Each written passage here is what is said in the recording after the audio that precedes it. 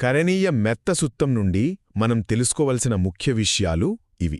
అసలు దీని నేపథ్యమేంటంటే, ధ్యానం చేద్దామని అడవికి వెళ్లిన కొందరు భిక్షువుల్ని అక్కడ చెట్లపై ఉండే దేవతలు భయపెట్టడం మొదలుపెడతారు.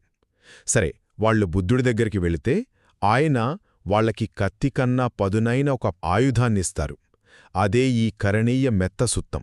అంటే ప్రేమపూర్వక దయను నేర్పించే ఒక అద్భుతమైన ఉపదేశమన్నమాట. మొదటగా ప్రేమ శత్రువుల్ని కూడా ఎలా మిత్రులుగా మారుస్తుందో ఈ సుత్తం చూపిస్తుంది. బుద్ధుడి దగ్గర ఈ ఉపదేశం నేర్చుకొని ఆ భిక్షువులు మళ్ళీ అదే అడవికి వెళుతారు. కాని ఈసారి వాళ్ల మనసులో భయం లేదు, కేవలం ప్రేమ ఉంది. ఆ ప్రేమ అక్కడి దేవతలను తాకగానే వాళ్లలోని ద్వేషం మొత్తం కరిగిపోతుంది. భయపెట్టడం మానేసి వాళ్లే ఆ భిక్షువులకు రక్షణగా నిలబడతారు.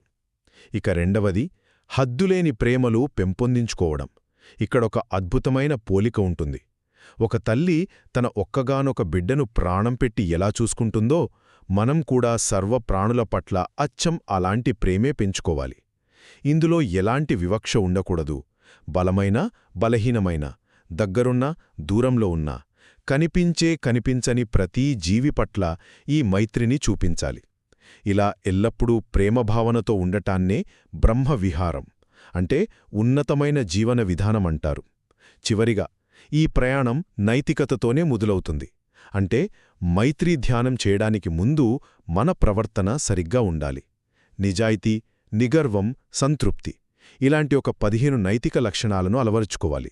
ఇవి మనసుని ప్రేమకు సిద్ధం చేస్తాయన్నమాట. సో ఇలా నైతిక విలువలతో మొదలుపెట్టి మైత్రితో మనసును శుద్ధి చేసుకున్నవాడు చివరికి నిర్వాణాన్ని, అంటే అన్ని దుఃఖాల నుండి పూర్తి విముక్తిని పొందుతాడని ఈ సుత్తం వివరిస్తుంది.